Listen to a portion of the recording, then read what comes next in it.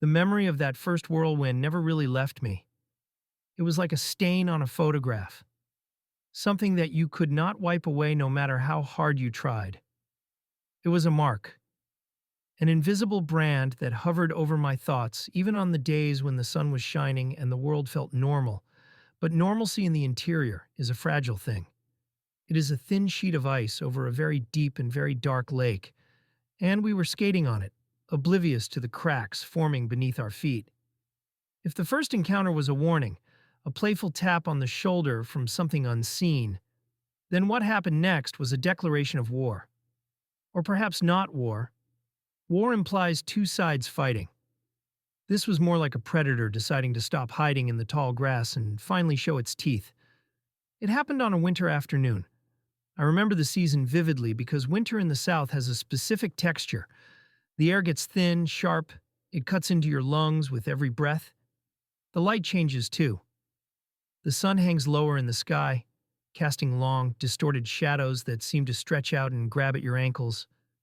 It was the kind of afternoon where the sky feels suspended, trapped in a gray limbo between the fading light of day and the encroaching heavy darkness of night.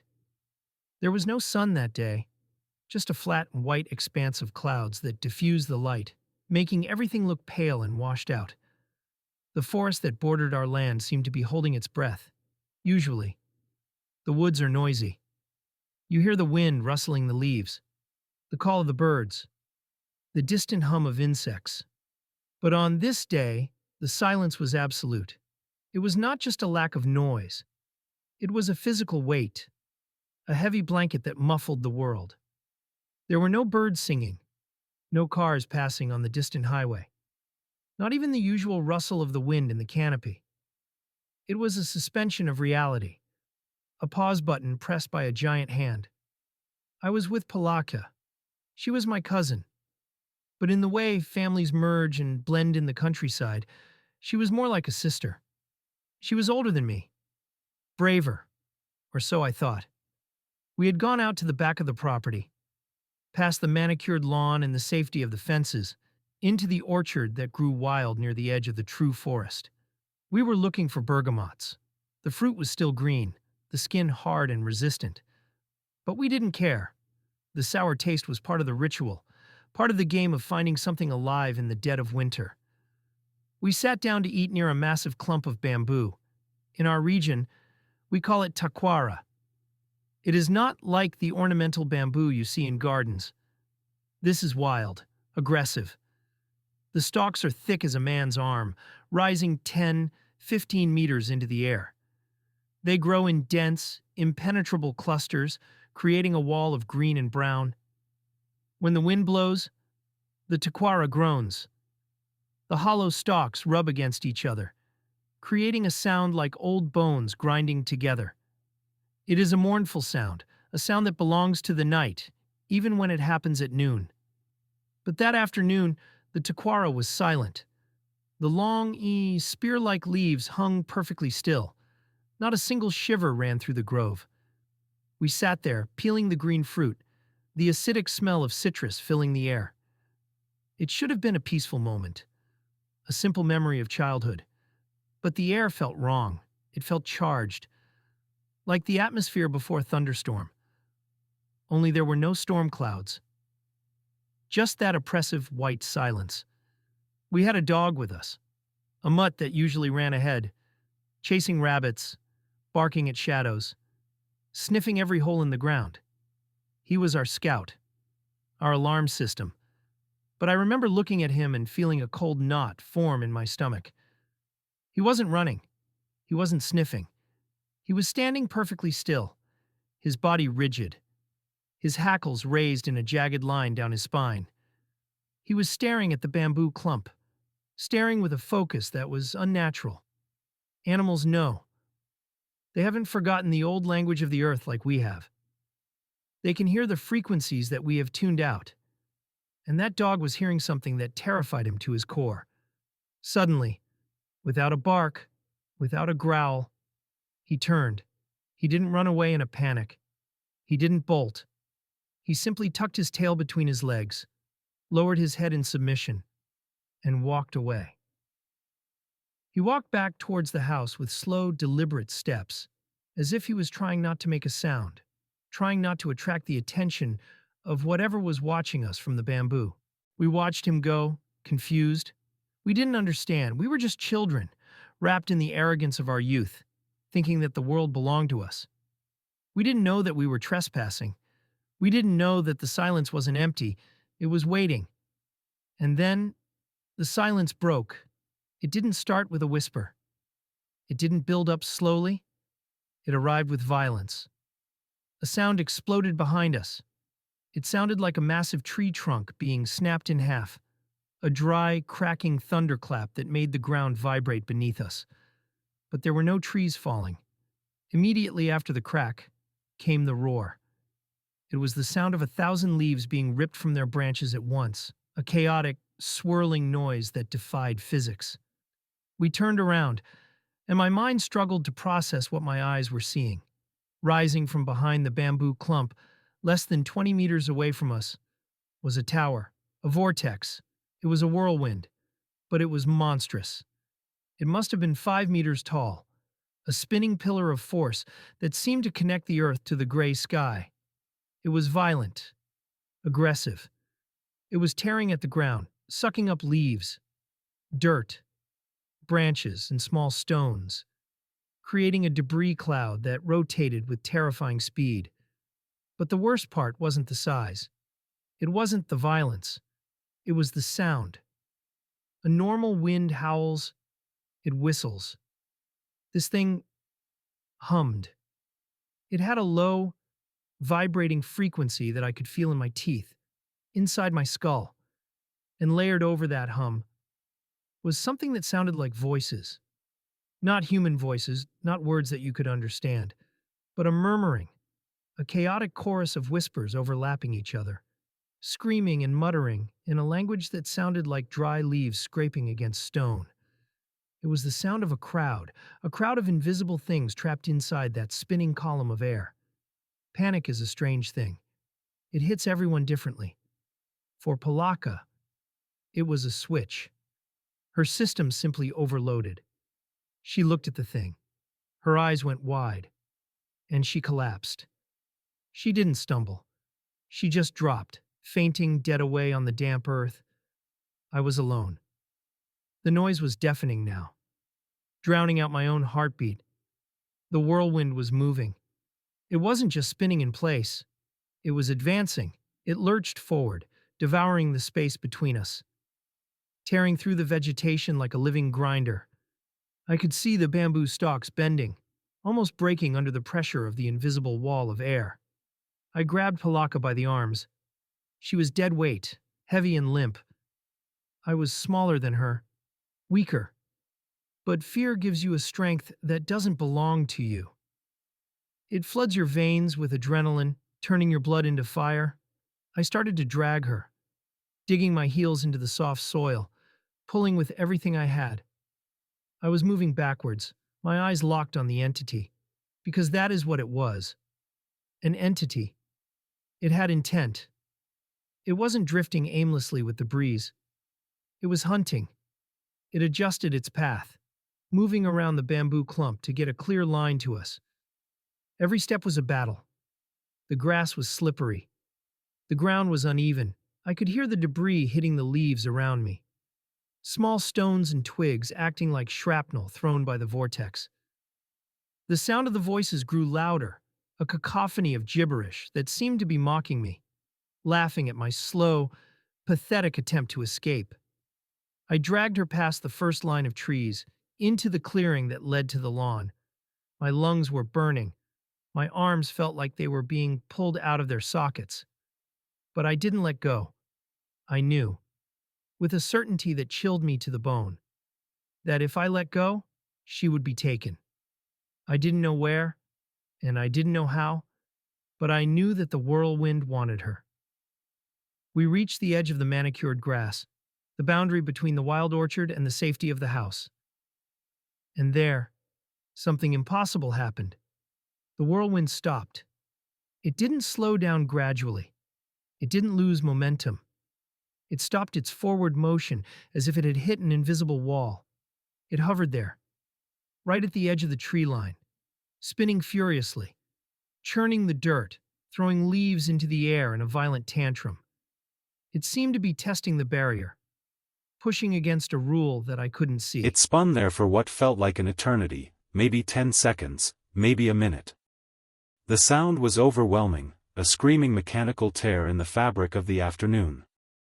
And then, just as quickly as it had appeared, it vanished. It didn't dissipate. It didn't fade away. It simply ceased to exist. 1 second, a 5-meter tower of violent energy.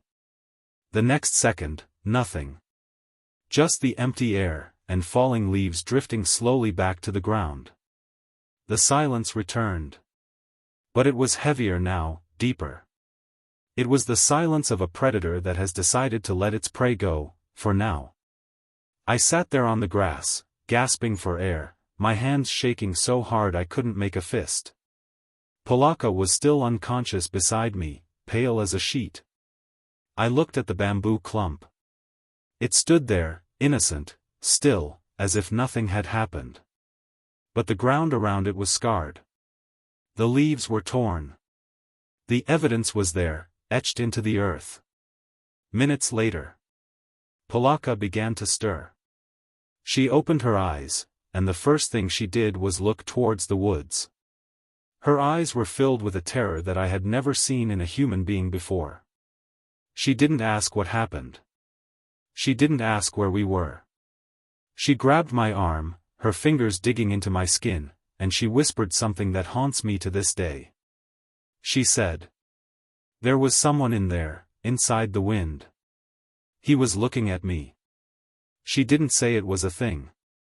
She said he. A person. A consciousness. Later that evening, when the adrenaline had faded and the reality of what happened began to sink in, we went back. We went with an uncle, a grown man who brought a machete and a flashlight, trying to impose logic on a situation that had none. We looked for tracks. We looked for a cause. Maybe a sudden thermal inversion, maybe a freak weather event. But there was nothing. The bamboo was intact. The ground, which I had seen being torn apart, looked strangely undisturbed. It was as if the forest had rewritten itself, smoothed over the scars to hide the violence. Or perhaps, it never allowed the scars to remain in the first place. That day changed me. It changed the way I looked at the trees, at the shadows, at the empty spaces between the branches. I realized then that the forest is not just a collection of wood and leaves. It is not just biology and photosynthesis. It is a living thing. A vast, ancient organism with a memory, and a soul. And it is not always a benevolent soul. It watches. It listens. And sometimes, when the conditions are right, when the silence is deep enough and the light is gray enough, it steps out from behind the veil. It puts on a mask of wind and dust, and it walks among us. I avoided that part of the woods for a long time after that. I couldn't bring myself to step near the bamboo clump. I felt that if I went back, the invisible wall might not be there next time. I felt that the entity was still there, waiting, patient as a stone. Polaka never spoke much about it again. But I would catch her sometimes, staring out the window at the tree line, her hand trembling slightly. I knew what she was looking for. She was looking for the face she had seen inside the vortex. The face of the thing that lives in the wind. This was the second lesson. The first was that names have power. The second was that the earth itself is awake. And we are just guests here, uninvited guests playing games in a house that belongs to something much older and much darker than we can comprehend. The silence of the bamboo grove is not peace. It is a held breath. It is the pause before the strike. And I learned, on that gray winter afternoon, that you should never mistake silence for emptiness. Because in the deep interior, nothing is ever truly empty. Even now, years later, when I hear the wind pick up, when I hear the bamboo stalks groaning against each other in the night, I freeze. I listen. I wait for the crack. I wait for the roar. And I wonder if the thing that looked at my cousin is still out there, wandering the edges of the property, looking for a way in. Because once you see it, once you acknowledge it, it never really stops looking back at you. The connection is made. The door is cracked open. And no matter how far you run, no matter how many cities you hide in, part of you remains there, sitting on the damp earth, watching the wind take the shape of a man, and realizing that the monsters in the stories are real, they just don't look like monsters. They look like the world around us, turning against us. That afternoon was a turning point, a fracture in the timeline of my life. Before the bamboo, the world was solid, predictable. After the bamboo, everything became fluid. The boundary between the physical and the spiritual, between the seen and the unseen, became porous. I started to notice other things, smaller things. The way the shadows seemed to detach themselves from the trees at twilight. The way the air would suddenly turn cold in a specific spot of the yard. The way the birds would sometimes stop singing all at once, as if on command. I began to understand that the whirlwind was just a symptom, a manifestation of a much larger underlying condition. The land itself was charged. It was a battery of old energies, old memories, and old grudges. My grandfather used to say that the land remembers everything, every drop of blood spilled, every secret buried, every prayer whispered in desperation. He said that the earth is like a tape recorder that never stops recording. And sometimes, when the atmosphere is heavy, it plays it back. Maybe that's what the whirlwind was. A playback. A recording of an ancient anger, or an ancient hunger, replaying itself in a loop. And we just happened to be standing in the path of the speaker. But Polaka's words. There was someone in there, that suggests something more than just a recording. That suggests intelligence. It suggests that the land isn't just remembering, it's thinking. It's observing.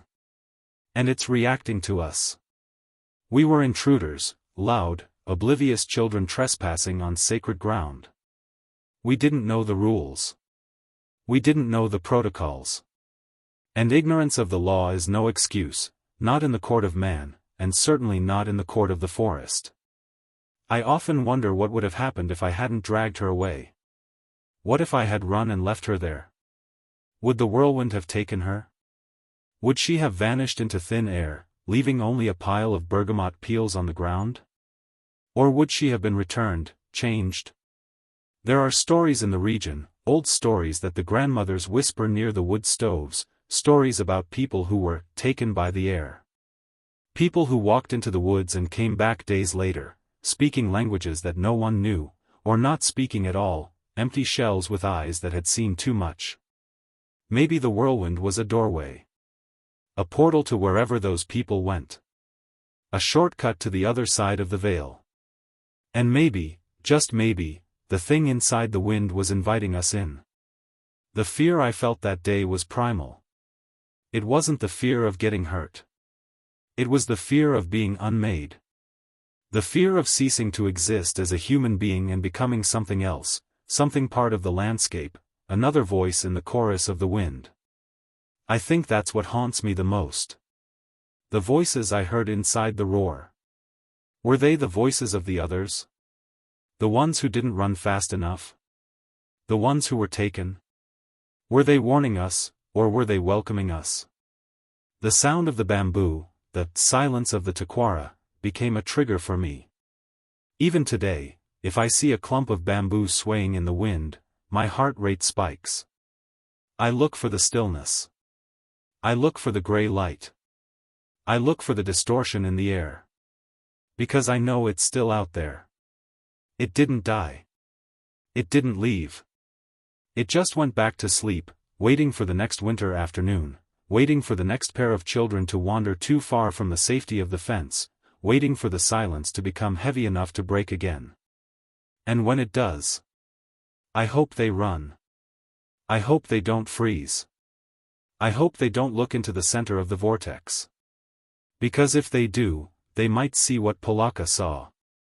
They might see the face of the land staring back at them. And once you see that face, you can never unsee it. You carry it with you, etched into the back of your eyelids, a permanent reminder that we are small, and the world is vast, and strange, and terrifyingly alive. This experience, this encounter in the orchard, was the catalyst for everything that came later. It opened my eyes. It tuned my senses to a frequency I didn't want to hear. It made me a watcher, a witness to the impossible. And as I grew older, as I delved deeper into the mysteries of that farm, I realized that the whirlwind was just the beginning. It was the opening act of a much longer, much darker play. A play that involved lights in the sky, buried bones, and a woman in a red dress who walked through walls. But all of that, all of those future horrors, started there, in the silence of the bamboo, with a dog that was too scared to bark, and a wind that knew how to walk. So, if you ever find yourself in the deep interior, on a gray winter afternoon, and the birds stop singing, and the wind dies down, and the world feels like it's holding its breath, don't wait to see what happens next. Don't wait for the crack. Don't wait for the roar. Just run. Run back to the light. Run back to the noise.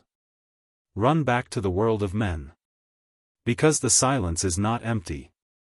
It is hungry. And it knows your name. Guys, thank you for watching my video.